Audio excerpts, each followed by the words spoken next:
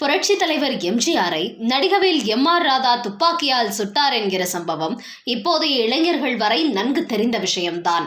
MR. Radha எதற்காக சுட்டார், இருவருக்கும் என்ன பிரச்சனை என இப்போது வரை பல பேர் பலவிதமான கதைகளை சொல்லி வருகிறார்கள். அதே சமயத்தில் இதற்கெல்லாம் பின்னணியில் இந்த பிரச்சனை எப்படி உருவானது, இந்த கட்டத்திற்கு வந்தது எப்படி என்று எம்ஜிஆரை தான் எழுதிய புத்தகத்தில் வாக்குமூலம் கொடுத்தது போன்ற பல அதிரடி தகவல்களை கொடுத்துள்ளார்.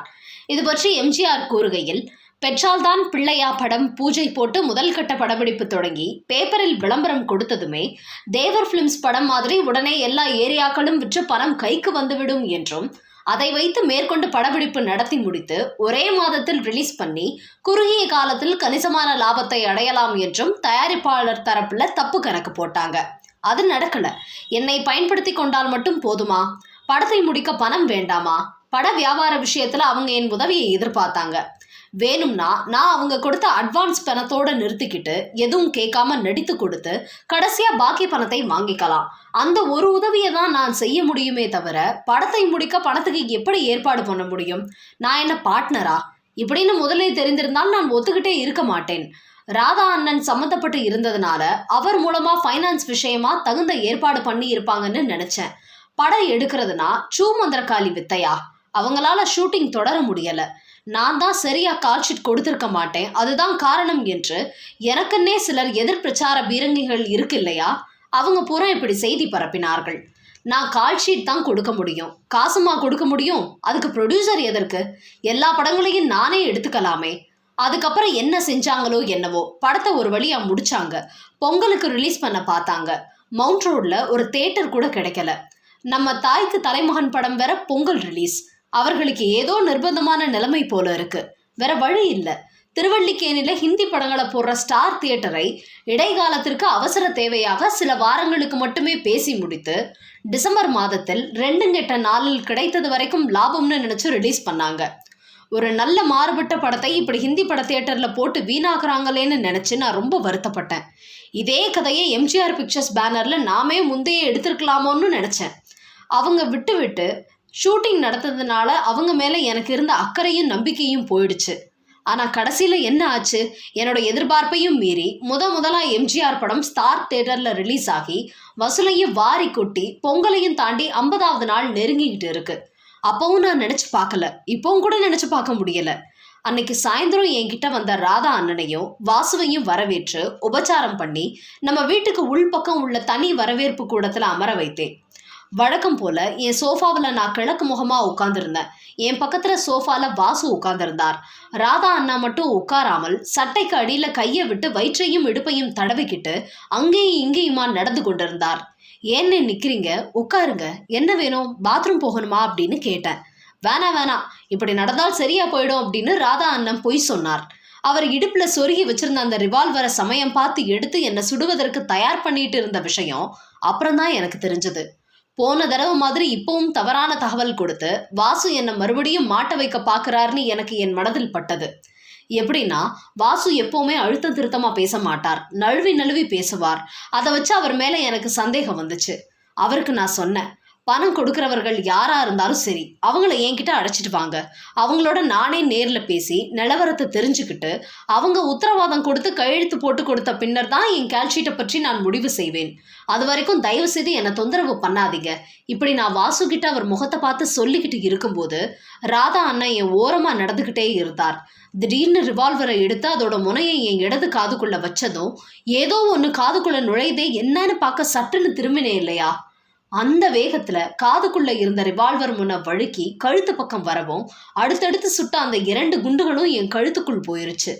நான் காதை கையால் பொத்திக்கிட்டு என்ன இப்படி செஞ்சிட்டீங்கன்னு கேட்டபடியே எங்கே மறுபடியும் சுட்டு விடுவாரோ என நினைத்து ஒரு நொடியில் பாய்ந்து சோஃபாவுக்கு பின்னால் உட்கார்ந்து மறைந்து கொண்டேன்.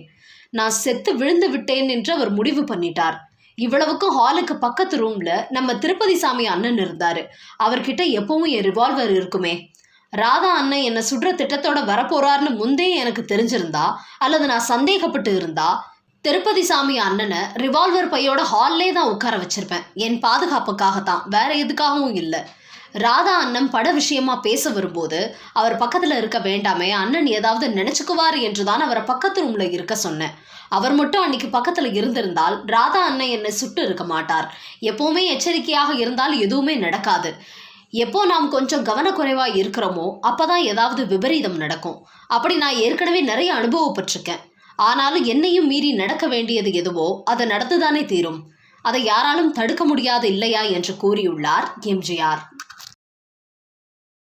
இரத்த கண்ணீர் படத்தில் தனக்கு ஜோடியாக நடிப்பதற்காக ஒரு நடிகையை எம்.ஆர். ராதா தேடிக்கொண்டிருந்த போது 14 வயதில் துணிந்து அவருக்கு ஜோடியாக நடிக்க வந்த நடிகைதான் இவர். அதேபோல எம்ஜிஆர் அலிபாபாவும் 40 திருடர்களும் படத்தில் நடித்தபோது அந்த படத்தில் காமெடி நடிகரான சாரங்கபாணி என்பவருக்கு மனைவியாக நடிக்க ஒரு நடிகையை தேடிய போது அவர் கண்ணில் பட்டவர்தான் இந்த நடிகை.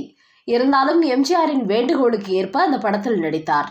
ஆனால் இந்த நடிகை எம்.ஆர். ராதாவின் பாலியல் ரீதியான தொந்தரவுகளுக்கு ஆளானதும், அப்படி ஒரு முறை எம்.ஆர். ராதாவை பழிவாங்க வாய்ப்பு கிடைத்த போதும் அதை பயன்படுத்தாமல் மன்னிக்கும் நல்ல மனம் கொண்ட நடிகையாகவும் இருந்தவர். அது மட்டுமல்ல, வில்லி நடிப்பில் பேர் போறவர் என்றாலும் கூட இவரது வாயிலிருந்து வெளிவந்த சத்தியமான வார்த்தைகள் நிஜமாகவே பழித்து எம்ஜிஆருக்கு நாடாளும் யோகத்தை தேடி கொடுத்தது. மீண்டும் அவரது சத்திய வாக்குதான் எம்ஜிஆரின் உயிரை காப்பாற்றி அழைத்து வந்து மறுபடியும் நாடாள செய்தது என்றால் அந்த நடிகையை பற்றி ஆச்சரியப்படாமல் இருக்க முடியாது. அந்த நடிகையை பற்றி தான் இந்த வீடியோவில் பார்க்க போகிறோம். தமிழ் சினிமாவில் பல நடிகைகள் தங்களது நடிப்பால், கவர்ச்சியால், செயல்பாடுகளால் பரபரப்பாக பேசப்பட்டது உண்டு. சில நடிகைகள் மட்டும் இருக்கும் இடம் தெரியாது. ஆனால் தங்களது நடிப்பால் ரசிகர்களை எப்போதும் கவர்ந்தவர்களாகவே இருப்பார்கள். அதில் ஒருவர்தான் குணச்சித்திர நடிப்புக்கும் அதே சமயம் வில்லத்தனம் வாய்ந்த நடிப்புக்கும் பெயர் பெற்ற நடிகை எம்.என். ராஜம். இரத்த கண்ணீர் படத்தில் இவர் நடித்தபோது அரியா பருவம் என்பதால் பல தொல்லைகளை சந்தித்தார். குறிப்பாக பெண் பித்தரான எம்.ஆர். ராதா இவரை தனது விருப்பத்திற்கு இறங்கும்படி பலமுறை டார்ச்சர் செய்துள்ளார். எம்.என். ராஜமின் தாயாரும் வேறு வழியின்றி செய்வதறியாது கைகளை பிசைந்துள்ளார். அந்த சமயத்தில் இந்த படத்தை தயாரித்த தயாரிப்பு நிறுவனத்தினர் எம்.ஆர். ராதாவை அழைத்து, இந்த படம் நிச்சயமாக நன்றாக வரும், மிகப்பெரிய அளவில் வெற்றி பெறும், அதனால் உங்களது கல்யாண குணங்களை மூட்டை கட்டி வைத்துவிட்டு படத்தில் நடிப்பதில் மட்டும் கவனம் செலுத்துங்கள் என்று அறிவுரை கூறியுள்ளார்கள். வேறு வழியின்றி அதை ஏற்றுக்கொண்டாலும் தயாரிப்பாளர்களுக்கு இந்த படப்பிடிப்பின் போது வேறு விதமாக நிறைய டார்ச்சர் கொடுத்துள்ளார் எம்.ஆர். ராதா. அதே சமயம் இந்த படத்தில் மாடிப்படியில் ஏறி வரும் எம்.ஆர். ராதாவை எம்.என். ராஜம் மேலிருந்து எட்டி உதைக்கும் காட்சி ஒன்று படமாக்கப்பட்டது. ஆனால் அதில் நடிப்பதற்கு எம்.என். ராஜம் தயங்கினார். அவ்வளவு பெரிய நடிகரான எம்.ஆர். ராதாவை எட்டி உதைப்பதா என அவர் யோசித்த போது எம்.ஆர். ராதா அவரிடம், தயங்காமல் நிஜமாகவே என்னை எட்டி உதை, அப்படி என்றால் தான் இந்த காட்சி தத்ரூபமாக வரும் என்று வற்புறுத்தியுள்ளார். ஏற்கனவே எம்.ஆர். ராதாவின் டார்ச்சர்களை எம்.என். ராஜம் அனுபவித்து இருந்ததாலும் கிடைத்த இந்த வாய்ப்பை நிஜமாகவே பயன்படுத்தி அவரை எட்டி உதைத்திருக்கலாம். ஆனாலும் அவரது பண்பு, மன்னிக்கும் குணம் அதை தடுத்தது. இருந்தாலும் வேறு வழியின்றி இந்த காட்சியில் நிஜமாகவே எட்டி உதைத்துதான் நடித்தார் எம்.என். ராஜம். அதே போல புரட்சி தலைவர் எம்ஜிஆரின் உடன்பிறவா சகோதரியாக அவர் மனதில் இடம் பிடித்தவர் எம்.என். ராஜம். அலிபாபாவும் 40 திருடர்களும் படத்தில் நடித்தபோது நகைச்சுவை நடிகர் சாரங்கபாணிக்கு ஜோடியாக நடிக்கும்படி எம்.என். ராஜத்திடம் கேட்டுக்கொண்டார் எம்ஜிஆர். அவரும் எம்ஜிஆரின் வேண்டுகோளை ஏற்று அதில் நடித்தார். அதனால் எம்.என். ராஜத்துக்கு தன்னுடைய அடுத்த படத்தில் நல்ல வாய்ப்பு தருவதாக கூறிய எம்ஜிஆர் சொன்னது போலவே தான் இயக்கி நடித்த நாடோடி மன்னன் திரைப்படத்தில் கதாநாயகிக்கு இணையான ஒரு முக்கிய கதாபாத்திரத்தை கொடுத்து நடிக்க வைத்தார். ஆனால் இந்த படத்தில் எம்.என். ராஜம் பேசிய வசனம் எம்ஜிஆரின் வாழ்க்கையில் நிஜமாக போகிறது என்று அப்போது இருவருக்குமே தெரிந்திருக்க வாய்ப்பில்லை. அந்த படத்தில் ஒரு காட்சியில் எம்ஜிஆர் எம்.என். ராஜத்திடம் பேசும்போது, சகோதரி, நீ நினைப்பது போல நான் உன் கணவன் இல்லை, அதை புரிந்து கொள் என்று கூறுவார். அதற்கு எம்.என். ராஜம், எனக்கு தெரியும், இருந்தாலும் நீங்கள் நாடாள வேண்டும், இந்த நாட்டு மக்கள் உங்களை நம்பி இருக்கிறார்கள் என்று பதில் வசனம் பேசுவார். அவர் பேசிய வாய் முகூர்த்தம் பலித்து எம்ஜிஆர் பின்னால் தமிழகத்தின் முதல்வராகி தொடர்ந்து 11 வருடங்கள் ஆட்சி செய்து தன்னை நம்பிய மக்களுக்கு நல்லது செய்தார் என்பது வரலாறு. அது மட்டுமல்ல, எம்ஜிஆர் ஒரு முறை மிகவும் உடல் நலம் பாதிக்கப்பட்டு சிகிச்சைக்காக அமெரிக்கா அழைத்துச் செல்லப்பட்டார். இனி அவர் திரும்பி வரமாட்டார் என்றும் அவர் இறந்து விட்டார் என்றும் கூட இங்கே எதிர்க்கட்சியில் இருப்பவர்கள் செய்தி பரப்ப ஆரம்பித்தனர்.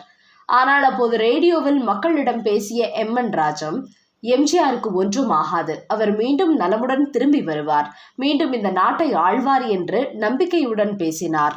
அவர் சொன்னது போலவே எம்ஜிஆர் மீண்டும் திரும்பி வந்து முதல்வராக ஆட்சி கட்டிலில் ஏறினார். அப்படி முதல்வராக அவர் பதவி ஏற்கும் அந்த நிகழ்விற்கு எம்.என். ராஜமும் சென்றிருந்தார்.